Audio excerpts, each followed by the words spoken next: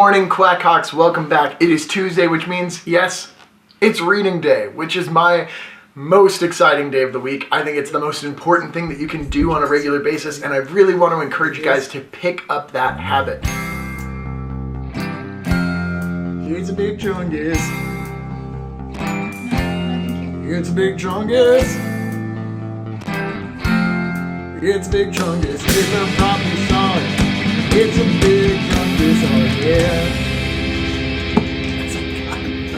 I don't know why you guys are still watching. I think a lot of the times we get obsessed with the idea of making progress. And as we learn more about how progress works in our lives, we're going to see exactly how some of our views on progress can be kind of toxic. So tomorrow we're going to be talking about friendships and how we grow in our friendships. And oftentimes that leads us to this idea that we've made progress. Like somehow I've gotten better or leveled up in my friendship with somebody else. Or you might think to yourself, I've gotten better as a student. I've made progress through these last 4 years of school, last 3 years of school, whatever it happens to be. And now you are officially graduating or you're getting a degree. Look at the progress that I made.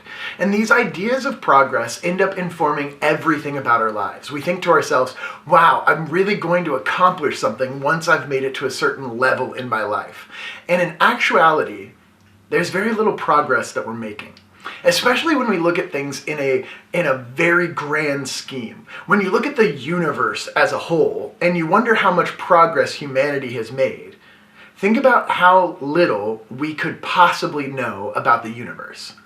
Think about how small our perspective is and how small our planet is in comparison to just other planets in our same solar system. And think about how isolated we are within our solar system and within our universe. Even within our galaxy, we're in a big blank void where other galaxies are much further away from us.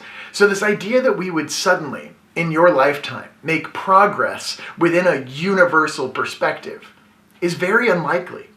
We're going to be making tiny bits of progress. And the knowledge that you gain within high school, in the grand scheme of things, is a tiny bit of knowledge. This might lead you to a bit of existential angst. Pardon my weird stutter there. But you might have this existential angst when you're thinking about how little progress humanity can actually make, especially within your lifetime. You might look at your life and say, what is the point to all of this? And that's where I want to encourage you. That's the beginning. That's where we start. We start by asking that question. What's the point of everything that we're doing if ultimately all the progress we make is going to be meaningless? What is the point to all of this if it seems like we're just walking around the same tiny rock floating in the big vast emptiness of space? When we think about it that way, we start getting into these serious issues of what's the point of having friends? What's the point of doing this day in and day out? Why am I putting in the effort if there's no progress to be made? This is what's so dangerous about our views on progress, and that's exactly why I wanted to be reading The Little Prince. There's something charming about The Little Prince. It has these very short chapters with these very somewhat nonsensical or whimsical views on the world, and this chapter especially resonates with this idea of what is the point of progress. So I want you to be thinking about that this whole week. We're going to be thinking about that in terms of friendship as well as in terms of our own lives. So if you haven't gotten a copy of Malcolm Gladwell's Outliers, I strongly encourage you guys, go get a copy of Malcolm Gladwell's Outliers or go get a copy of Mice and Men. If you haven't picked up either of those books, I really strongly encourage it. They're both amazing books. Right now, we're going to take a moment, take a breath, clear your head of the existential angst I might have just caused in you, and just sit with this book for a minute. Chapter 3. It took me a long time to understand where he came from. The little prince, who asked me so many questions, never seemed to hear the ones that I asked him. It was things he said quite at random, that bit by bit explained everything. For instance, when he first caught sight of my airplane, I won't draw my airplane. That would be much too complicated for me. He asked, "What's that thing over there?" It's not a thing. It flies. It's an airplane. It's my airplane. And I was proud to tell him I could fly. Then he exclaimed, "What? You fell out of the sky?" "Yes," I said modestly. "Oh, that's funny." And the little prince broke into a lovely peal of laughter, which annoyed me a good deal. I like my misfortunes to be taken seriously. Then he added, "So you fell out of the sky too. What planet are you from?" That was when I had the first clue to the mystery of his presence, and I questioned him sharply. "Do you come from another planet?" But he made no answer. He shook his head a little, still staring at my airplane. "Of course, that couldn't have brought you very far." And he fell into a reverie that lasted a long while. Then, taking my sheep out of his pocket, he plunged into contemplation of his treasure.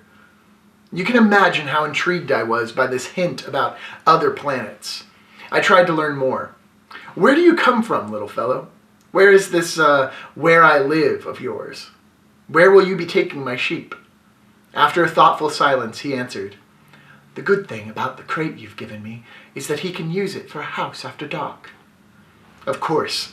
And if you're good, I'll give you a rope to tie him up during the day, and a stake to tie him to." This proposition seemed to shock the little prince. "Tie him up? What a funny idea." "But if you don't tie him up, he'll wander off somewhere and get lost." My friend burst out laughing again. "Where could he go?" "Anywhere, straight ahead." Then the little prince remarked quite seriously, "Even if he did, everything's so small where I live." And he added, perhaps a little sadly, "Straight ahead, you can't go very far." That's the end of chapter 3.